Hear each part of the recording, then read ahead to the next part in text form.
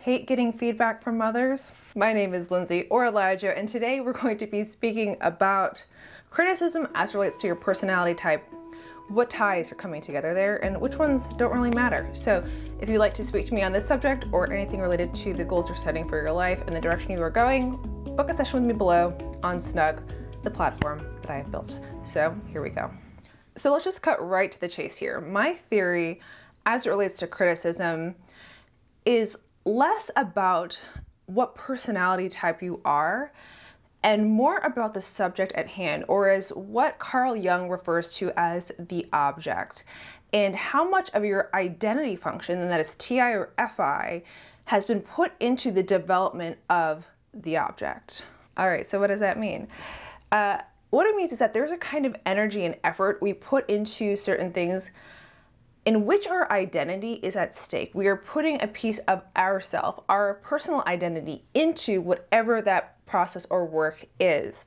There's also a kind of effort that we put into things in which our identity isn't at stake. It's more objective. All right, so let's say you build websites and you're having a meeting with a client that you've built a website for, and they say this color that you picked over here for like the whole background, like it's not really that great, and they would really prefer this other color. And how most people would address the situation is with a more objective function as it relates to referencing that object. So that would be using their TE or their FE, right? It's about what the client wants. You know, if you really like pink and like pink isn't gonna work for them, like it doesn't really matter what you like, you know? It's what they need to have their website be the way it needs to be. So in this circumstance, what is the object?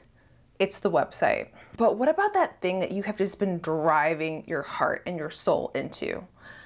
Or maybe it's a subject that you know more about than 99% of other people out there, and you just know your game on it just so well. And then someone decides to criticize you on that. Let's say you've always wanted to be a stand-up comedian. You've been watching comedy for years. You have been writing and rewriting your own jokes. You've been practicing them in front of a mirror and getting your routine as best as you possibly can. So finally you do your first live show and you get off the stage, you're walking through the crowd, and you just happen to overhear someone saying, yeah, their jokes weren't really that great. I would rather listen to this other comedian. In this circumstance, what was the object? The jokes. Just like it was the website. Now, compared to the website situation, of these two circumstances, who was likely having the bigger internal meltdown? Probably the comedian. So you see, we all have TI or FI in our stack somewhere. It doesn't matter your personality type. We all have either one of those functions. It doesn't matter so much about your type as it does what the object was, how much of that TI or FI you were putting into that object that you were working on. So the comedian could be an EJ who had been repressing their FI for 30 years. They're finally taking their chance.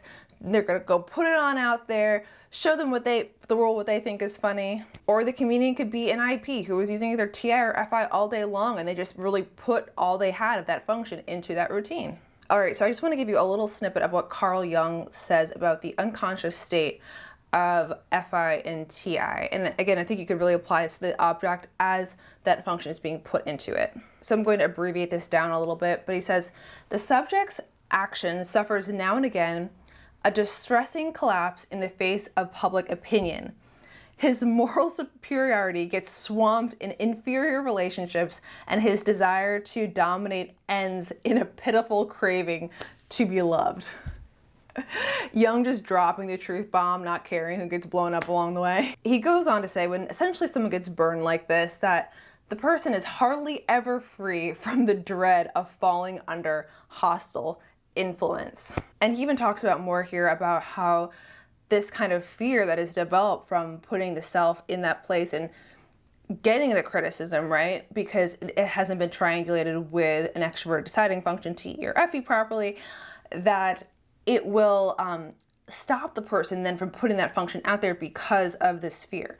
So it turns out this fear of criticism of your internal world is a big blocker in doing the things that you actually want to do, which is kind of ironic. All right, so maybe you're listening to this and you're like, yes, Lindsay, this is me.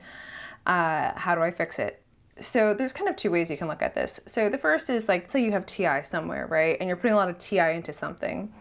The idea would be to work more hand in hand, back and forth with FE, and feed it more objective information on what connects with the tribe. This will create less of a gap when getting criticism or feedback because you're already paying more attention to those things, you're triangulating with it more, so that you're able to incorporate it more into the thing that you're doing. If you have FI somewhere and you're putting a lot of FI into something, it should be working more hand in hand with TE to feed it more objective data on what works for the tribe. But then the second frame of thought on this, and the one that I tend to actually adopt most often, is when you want to put a lot of your identity function into something, into a relationship, into a work thing, into a thing you're building or whatever, just don't put as much you and your identity into it, because then if it succeeds or it fails, it's very much a reflection on your internal world and can really affect how you feel about yourself.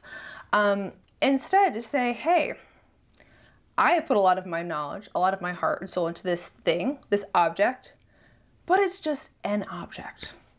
The object may fail, it may succeed, and either way it goes, it in no way reflects my identity or the person that I am.